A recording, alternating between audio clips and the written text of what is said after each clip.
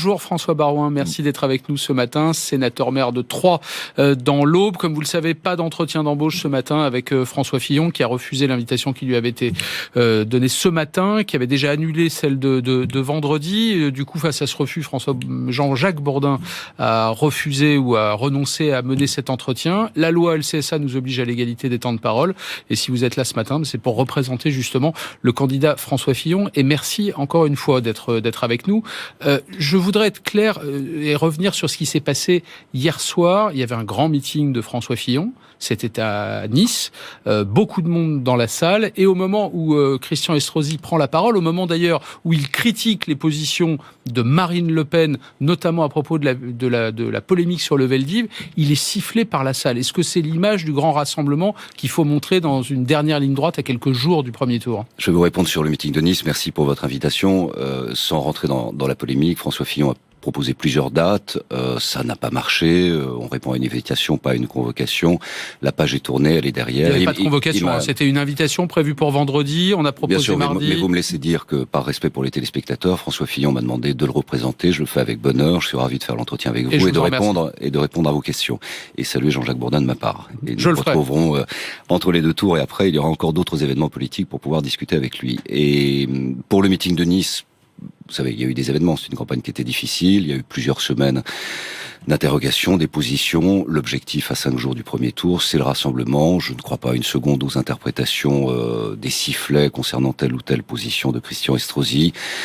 On est ensemble. Il y a eu des sifflets et François Fillon a même dû demander à la salle de se calmer. C'est pas l'image du rassemblement qu'on imagine. Ce qui montre l'état d'esprit de François Fillon. Il m'a demandé d'ailleurs au lendemain de la manifestation du Trocadéro et dans sa décision qui a été prise d'être le porteur de notre projet d'alternance sans équivoque, de rassembler la famille. On est là pour rassembler, on est là pour insister sur ce qui nous rapproche, pas pour souligner ce qui peut nous diviser. Mais il n'y a pas un durcissement quand même dans cette fin de campagne. Vous connaissez par cœur les meetings, vous connaissez par cœur les salles. Vous sentez pas dans les salles quand même ce durcissement? Le meeting d'hier de François Fillon à Nice, il était quand même à l'image de ce durcissement. Non, en tout cas, il n'y a pas de durcissement et pas de radicalisation du côté de la campagne de François Fillon. Il y a une intensité plus forte de la mobilisation des militants. C'est probablement le cas autour de la campagne de François Fillon, de la ferveur qui est en train de se mettre en place, de la mobilisation de la droite et du centre-droit qui veut cette alternance. J'ai vu les autres meetings, j'ai l'impression qu'il y a plus d'intensité, plus de ferveur, plus d'applaudissements. On est à quelques encablures, on est à 5 jours de ce premier tour, c'est normal qu'il y ait un peu plus de mobilisation, c'est le cas de toutes les campagnes. Ah, il n'y a pas que Christian Estrosi qui s'est fait siffler, les médias se sont fait siffler, il y a une journaliste de BFM TV qui s'est fait cracher dessus, un autre qui a été molesté par le service d'ordre. Vous sentez quand même ce climat anti-média? Est-ce que François Fillon, au fond, pour se défendre des affaires, des polémiques sur les affaires dont il a été l'objet, est-ce qu'il n'a pas créé lui-même en partie ce climat anti-média? On est dans un pays libre, la démocratie s'appuie sur la liberté de la presse, il faut protéger la presse dans son travail. J'ai été journaliste, j'ai moi-même vécu à la fin des années 80 des moments de cette nature. Il ne faut pas y accorder plus d'importance. Vous ne pouvez pas demander à des militants qui soutiennent leur candidat avec la ferveur, avec la volonté d'engager cette alternance, avoir des changements, de ne pas de temps en temps, malheureusement, et c'est regrettable, et il faut le regretter et le contester, ne pas avoir que des mots de politesse à l'endroit de ceux qui ne disent pas toujours du bien de leur candidat, mais c'est la démocratie, voilà. Et il faut pas non plus accorder plus d'importance. Juste un mot, je reviens sur ce climat lié notamment à la polémique sur François Fillon, les affaires. Il a dit il y a quelques jours qu'il avait les preuves de l'existence d'un cabinet noir. Il a même dit qu'il les avait mis sous clé dans un coffre chez son avocat. Pourquoi il ne les donne pas, ces preuves? On est à 5 jours du premier tour. Ce serait la meilleure façon de sortir de toutes ces polémiques, non? Parce que justement, on est à 5 jours du premier tour. Il y a des procédures judiciaires, il y a des avocats. On ne traite pas de ce sujet. En tout cas, moi, je ne traite pas. Je réponds à vos questions, si vous voulez, sur le projet, sur l'alternance, sur la mobilisation, sur le mouvement, sur ce qu'il faut faire pour le pays. C'est ça qui est intéressant. Je crois qu'on en a assez parlé. Ces histoires sont derrière nous. Mais pourquoi ne donne-t-il pas les preuves? C'est quand même une accusation extrêmement grave d'imaginer qu'il y a un cabinet noir au sommet de l'État, un cabinet noir qui serait dirigé en sous-main par le chef de l'État, et s'il a les preuves, personne ne comprend pourquoi il les donne pas, franchement. Pardonnez-moi, mais les accusations sont des confrères du Canard enchaîné qui ont mené une enquête sur la réalité de l'existence de remontées d'informations à l'Élysée, qui ont d'ailleurs amené un certain nombre de politiques de haut rang à saisir la justice au titre de l'article 40 pour demander à ce qu'il y ait un mouvement du parquet sur ce sujet. Et le parquet n'a pas souhaité se saisir, disant qu'il n'y avait pas de preuves. Le parquet financier. Le parquet, lui, n'a pas encore bougé. Mais pour le reste, ça ne concerne d'ailleurs pas tout à fait François Fillon, ça concerne plutôt Nicolas Sarkozy et plutôt, par par une curieuse inversion d'ailleurs des relations entre un président de la République et un Premier ministre, Manuel Valls, Premier ministre de François Hollande. Ça regarde la justice, parlons du fond, on est à 5 jours, je crois que ceux qui nous regardent sont intéressés par les enjeux, au fond ce qui va différencier et les raisons du choix. Encore, on va parler du fond dans un instant. Encore un mot. François Fillon l'a dit il y a quelques jours, un président exemplaire, c'est un président qui doit dire la vérité aux Français. S'il est élu président de la République, est-ce que le cours de la justice se poursuivra notamment, ou est-ce qu'il s'abritera, lui, derrière l'immunité présidentielle ? Non mais, comme on est dans un pays libre, la justice a son autorité, son indépendance, suivra son cours et ses affaires. Il y a immunité pour le président de la République. Mais est-ce qu'il s'abritera derrière cette immunité, ou est-ce que la justice pourra suivre son cours, y compris s'il était élu président ? Mais le sujet a déjà été traité par le Conseil constitutionnel, puisque d'autres présidents de la République ont eu à connaître de ce sujet. La justice interrompra son action le temps du mandat présidentiel et le poursuivra après.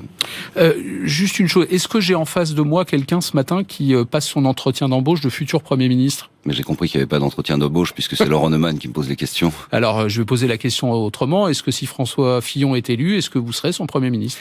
Je serai à la place qu'il souhaitera. Je m'engage pleinement à ses côtés. Moi, je suis de la famille gaulliste. Je souhaite que ma famille l'emporte parce que je considère que ce que nous proposons aux Français est plus intéressant, parce que je suis convaincu qu'à la fin du mandat, ça ira mieux pour une majorité de Français, parce que je pense qu'il faut enfin régler les problèmes de modernisation du coût du travail, de baisse des charges, de libéralisation de notre économie, en conservant un certain nombre de protections, parce qu'il faut améliorer l'âge de la retraite pour protéger notre système par répartition, et parce que je crois que, ayant gagné toutes les élections depuis 2 ans, les municipales, les départementales, les régionales, il y a une majorité de droite et du centre-droit pour engager une alternance sans équivoque. Parce que je pense que François Hollande porte une responsabilité majeure dans la montée du Front National, dans la montée de Mélenchon, parce que Macron est l'enfant trouvé au pied de l'église de la réalité de cette impuissance socialiste, et qu'il est aujourd'hui le capteur de tout ce qu'il y a de gouvernants et de parlementaires socialistes qui souhaitent avoir une bouée de sauvetage dans cette affaire. Moi, mon engagement, il est là, et il n'est que là. Je souhaite la victoire. J'entends bien, mais je reviens à la phrase de François Fillon. Un président exemplaire, c'est dire la vérité aux Français.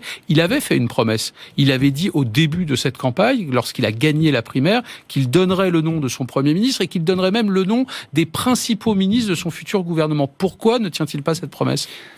Il l'a répondu, il y a une forme, dit-il, entre guillemets, d'arrogance à présenter avant le premier tour la constitution d'un gouvernement. Laissons les urnes parler, laissons les Français se mobiliser, laissons les Français décider librement et souverainement qui ils veulent au second tour et qui ils veulent ensuite pour diriger le pays. Ce qui est sûr, c'est que François Fillon n'est pas seul, que nous sommes là, expérimentés, nous avons eu la chance, les uns et les autres, avec Jacques Chirac et Nicolas Sarkozy, d'exercer des responsabilités ministérielles importantes, d'exercer des responsabilités locales importantes. Là encore, l'exercice du pouvoir, la gestion de l'État, gouverner la France, ça suppose une solide expérience. Ça veut dire aussi avoir une idée du calendrier, de la méthode de travail, de la gestion d'une majorité, du tempo politique, de ce qu'il faut faire dans les 3 premiers mois, dans les 6 premiers mois. La tâche sera difficile. Une feuille de route pour les 3 premières années. La feuille de route, elle est là. Il a raison d'ailleurs. Moi, je partage son point de vue. Je pense que il faut faire vivre, il faut faire respirer un quinquennat. Je pense qu'une feuille de route d'un président, un gouvernement, un Premier ministre, une action parlementaire, une discussion avec la majorité et le calendrier des différents textes, ça permettra de faire respirer le pays. Alors justement, les idées sont claires, le calendrier est là, il est sur la table et nous sommes en train d'y travailler, bien sûr. Sauf qu'on ne peut pas faire abstraction de tout ce qui s'est passé pendant la campagne. Je reviens un instant sur ces 2 mois de polémique autour des affaires François Fillon. Est-ce que François Fillon, élu, aura l'autorité nécessaire pour faire appliquer son programme? On lui dira, le jour où il voudra baisser les dépenses publiques, par exemple, qu'il ne s'est pas appliqué à lui-même les mêmes efforts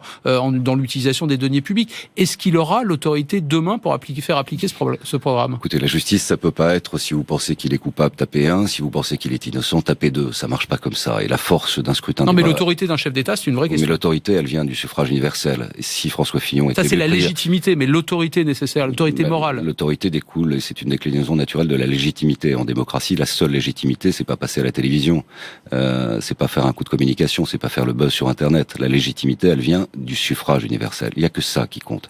Et cette légitimité créera les conditions de l'autorité, avec tout ce qui s'est dit et passé, et tous les commentaires qui ont été diffusés depuis 2 mois autour de François Fillon. Il aura plus que jamais l'autorité, puisqu'il aura été désigné, en quelque sorte, malgré cela. Un dernier mot vraiment sur les affaires, parce que je voudrais qu'on parle du programme de François Fillon. Hier, à ce même micro, Emmanuel Macron est venu déminer un certain nombre de rumeurs le concernant, notamment concernant sa fortune personnelle. Il a même prévenu, et je le cite, que ses adversaires politiques allaient balancer une fausse rumeur sur un compte caché dans un paradis fiscal. Est-ce qu'il y a, oui ou non, chez ses adversaires politiques, vous en faites partie, une opération politique, des manœuvres souterraines pour discréditer Emmanuel Macron? Non, mais c'est probablement pas la stratégie de la victimisation. En tout cas, on fait une campagne auprès des Français. On fait pas une campagne auprès des agences de communication, des officines pour déstabiliser tel ou tel candidat. Chacun mène sa campagne, il est dans son couloir, on est dans le nôtre, et l'objectif c'est de rassembler une majorité de Français.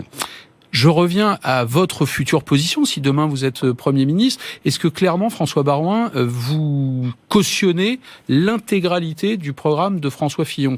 Je prends 2 exemples. La hausse de la TVA, la suppression de 500 000 postes de fonctionnaires. Est-ce que c'est la ligne de François Baroin? Est-ce que c'est la ligne que vous avez toujours soutenue? Moi, j'ai pris un engagement comme tous les militants et comme tous les sympathisants et comme tous les électeurs de la droite. Et je n'ai pas écrit mon engagement de soutenir le candidat victorieux à la primaire à l'encre sympathique pour que ça s'efface au gré des événements, au gré de telle ou telle information. Je le fais avec conviction. J'ai écrit un livre, Un chemin français, j'ai dit mes positions, nous avons beaucoup discuté avec François Fillon, et le projet qu'il propose, c'est un vrai projet. C'est un réformateur, François Fillon. Partout où il est passé, il a réformé, il a porté des mesures importantes. Et le projet est un projet, il est exigeant, mais il est atteignable, et il est atteignable dans une transformation assez forte. Vous me posez 2 questions sur la TVA. J'étais réservé sur le taux intermédiaire, notamment sur les activités de service. D'abord parce que l'assiette est faible, et ça rapportait peu d'argent, et ça risquait d'avoir un impact sur la consommation. C'est plus qu'une réserve, vous y étiez opposé. Oui, je n'étais pas opposé au principe même de la TVA, mais j'ai appartenu à 2 gouvernements qui ont fait de la TVA. Je sais l'impact que ça a pu avoir sur la consommation, mais les temps ont changé. La baisse de 500 000 fonctionnaires? Alors, c'est pas tout à fait 500 000 fonctionnaires, ce sont des agents publics. Il y a l'État, vous avez la fonction publique territoriale et la fonction publique hospitalière. Avec la fonction publique territoriale, c'est-à-dire au fond les communes, les intercommunalités, les départements, les régions, il a proposé des mesures, évidemment, sur lesquelles nous avions discuté, qui est de mettre en place une loi de financement des collectivités locales, comme il en existe une pour la sécurité sociale, comme il en existe une pour les finances de l'État. Il a proposé un contrat de gouvernance. Ce dont nous avons besoin, comme les Français sur le plan personnel, comme les entreprises, c'est de la stabilité et de la visibilité. Et c'est cela que nous demandons. Donc projet, oui, bien sûr, j'y suis à l'aise. Alors, je vais prendre un autre exemple où là, pour le coup, François Baroin, vous êtes beaucoup plus avancé. Vous êtes président de l'Association des maires de France. Je me souviens que lorsque François Hollande a proposé une baisse de 11 milliards d'euros des dotations aux collectivités locales, comme l'ensemble de votre famille politique, vous avez hurlé. Dans le programme de François Fillon, il est question de 20 milliards de baisse de dotation publique. Et là, ça vous pose plus de problème, ça va passer comme une lettre à la poste. Non, vous avez raté plusieurs étapes et peut-être plusieurs semaines. Nous avons auditionné à l'Association des maires de France tous les candidats à l'élection présidentielle. François Fillon a formulé des propositions. L'affaire des 20 milliards était une mauvaise interprétation issue de la primaire. On disait qu'il fallait 20%. Combien de baisse de dotation L'effort est de 7 milliards et demi sur la partie DGF. C'est un effort important puisque je rappelle qu'on a été massacré. Parce que ce qu'a fait Hollande, c'est pas 11 milliards, c'est 28 milliards. Puisque c'est en cumulé. Et 28 milliards, ça a eu un impact de 30% en moins sur l'investissement public en 2 ans et demi. Et donc Hollande, au fond, a sacrifié les collectivités locales pour reporter les 3% de déficit dans sa négociation avec Bruxelles. Et d'ailleurs, la Cour des comptes l'a observé il y a 3 mois en expliquant que la réduction du déficit était en fait un leurre, puisque l'essentiel de la réduction du déficit national s'est fait sur le dos des collectivités locales. Ce sont les seules qui ont réduit leurs dépenses. On peut dire les collectivités dépensent trop, mais tout ça, c'est nourrir une réalité qui ne correspond pas à l'impact de ce que veut dire un investissement local. Quand on fait un rond-point, quand on développe les infrastructures, quand on finance le développement d'un TGV au titre d'une région ou autre, on restitue l'argent du contribuable sous forme d'investissement.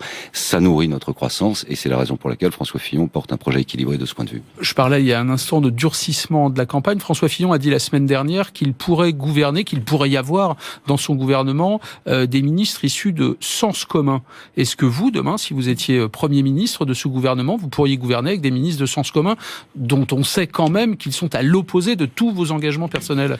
Mes engagements pour une laïcité qui est d'égal niveau d'application que les vertus cardinales de notre République sont bien connues. Contre l'adoption pour les homosexuels, la PMA, contre la GPA, contre le mariage pour tous. C'est le contraire de vos positions personnelles. La droite, c'est une très grande Moi, j'ai pas de difficulté, j'ai pas d'a priori sur sens commun. Je les connais peu, je les verrai, je sais leur engagement politique, mais le prêt-à-penser, l'idéologie qui consiste à montrer du doigt et à jeter au banc des accusés telle ou telle personne parce qu'ils se sont mobilisés par rapport à quelque chose qui ne correspond pas à ce que vous sentez, me semble pas être le principe de l'écoute, du dialogue et de la volonté de rassemblement. J'ajoute, sur le plan de la ferveur ou de l'espérance, si on est animé par une espérance religieuse, on peut être un profond laïc et être animé de cette espérance. De même qu'on peut être comme moi très engagé sur l'application du principe de laïcité, peut-être de manière stricte ou gallicane, certains le disent. C'est-à-dire, je pense que quand il y a des problèmes, il faut que l'État se mette en situation de faire appliquer ce principe de laïcité. Notre République est laïque et en même temps profondément respectueux de ceux qui sont animés, ce qui est probablement une chance, de cette ferveur et de cette espérance. En d'autres termes, votre vision de la laïcité et celle de sens commun ont peu de choses en commun. Vous citez souvent dans vos entretiens la référence à votre père, qui était grand maître du Grand Orient de France, une des principales obédiences de la franc-maçonnerie en France. Ce sont des engagements qui sont quand même totalement opposés. Et donc, on peut douter de la présence au sein d'une même famille politique de gens qui sont aussi opposés aux uns aux autres. C'est ça la force de la République. C'est qu'ils se rejoignent dans l'acceptation du principe simple qui est qu'on ne place pas les lois de la religion au-dessus des lois de la République. Et tant qu'on reste dans ce cadre-là, il n'y a aucune difficulté à vivre ensemble, à travailler ensemble et peut-être même à gouverner ensemble. François Fillon, pendant ce week-end pascal, a parlé aux catholiques, il a parlé de l'identité de la France, il a parlé de l'identité culturelle et en même temps, il a toujours été constant, il est contre toute forme de communautarisme. Il n'y a pas une contradiction là, à être contre le communautarisme et à parler spécifiquement aux catholiques de France ? Et non, parce que le communautarisme, c'est appliquer le modèle américain et considérer que l'intérêt général, c'est la somme des intérêts particuliers. C'est ce que fait Macron. Macron, c'est le porte-parole du communautarisme. Et le communautarisme, voilà l'ennemi de la République. Pourquoi dites-vous ça ? J'ai entendu ça aussi dans la bouche de Marine Le Pen il y a quelques jours. Pourquoi Emmanuel Macron serait, à vos yeux, le représentant du communautarisme ? Les sujets, reprenez ses propos sur la laïcité il y a quelques mois où il donnait justement un quitus, en quelque sorte, à ceux qui plaçaient la loi de la religion au-dessus de la loi de la République. Regardez les positions qu'il a prises concernant justement le développement des politiques publiques d'accompagnement où il fallait écouter ceux qui incarnent telle ou telle communauté pour leur donner des droits particuliers. C'est le modèle américain, c'est à l'opposé de la construction française. Donc c'est aussi l'une des raisons pour lesquelles je combats Macron et tout ce qu'il représente, c'est-à-dire un nivellement vers le bas, c'est-à-dire un éclatement de la société, c'est-à-dire un caractère béat d'admiration devant la mondialisation, devant le modèle américain, devant le modèle anglo-saxon. Ceux-là ne comprennent pas que la construction française dans son histoire, quelles que soient ses origines, son évolution, ses différentes étapes, est-ce que je dois comprendre au fond que votre présence aux côtés de François Fillon fait de vous, d'une certaine manière, la caution modérée de François Fillon, justement parce que l'adversaire principal, c'est Emmanuel Macron. Vous représentez une droite plutôt sociale, plutôt modérée. Ça n'est pas l'image forcément qu'on a de François Fillon. Ça veut dire que dans ces derniers jours de campagne, la cible, c'est Emmanuel Macron. J'ai pas épargné Macron et je continuerai de pas l'épargner. Je considère que c'est un saut dans le vide, sans parachute. Je considère que c'est une grande aventure. Je considère qu'il y a une tartufferie à vouloir être ni droite ni gauche, mais en réalité c'est à peu près nulle part. Et il est l'héritier direct de Hollande. Vous avez tous les soutiens. Regardez les images d'hier. Ça va de Robert Rue à François Bayrou, qui n'est jamais décevant, qui a toujours choisi les socialistes au détriment de la droite. Et ce sont tous les 90% des parrains sont socialistes, ses conseillers sont socialistes. Quelle est la majorité ? C'est quand même à 5 jours. Incroyable qu'on ait un candidat à l'élection présidentielle qui ne soit pas capable de dire avec qui il va gouverner. Il y a 12 En Marche qui sont investis. Donc ça veut dire derrière, c'est quoi ? C'est les socialistes qui vont faire la majorité. Moi, je veux une majorité de droite et du centre-droit. Et je veux un président de la République qui s'appelle François Fillon. Je veux garder le modèle républicain et je veux poursuivre effectivement les réformes. Je suis violemment modéré sur toute une série de sujets parce que je suis violemment à l'écoute et absolument pas sectaire. Et je suis profondément réformateur et c'est aussi ce qui me plaît chez Fillon. D'un mot pour finir, François Fillon est quand même en retard à 5 jours du premier tour sur ses deux adversaires, Marine Le Pen et Emmanuel Macron. D'un mot, qu'est-ce qui vous rend aussi confiant, franchement ? La confiance qu'il y a une immense majorité dans le pays qui veut une alternance sans équivoque, qui veut des changements, qui ne veut pas renverser la table. On n'a pas le choix entre le chaos et la révolution, entre le projet Le Pen, l'explosion de l'euro, la ruine des Français, un effondrement de 20% de leur pouvoir d'achat, une aventure bolivienne ou vénézuélienne à la Mélenchon, quel que soit par ailleurs son talent, mais peu importe, il faut quand même voir ce qu'il propose. Et Macron, qui est en quelque sorte un candidat qui pense qu'on peut réserver son président de la République sur Internet quand il sera peut-être livré dans 2 jours. Je ne le crois pas. Et cette mobilisation, elle est là et on le sent bien maintenant depuis plusieurs semaines sur le terrain. François Baroin, merci d'avoir répondu à nos questions. Merci et à bientôt. À bientôt. Et la politique continue sur la chaîne présidentielle. On verra dans le journal de 9h qu'il est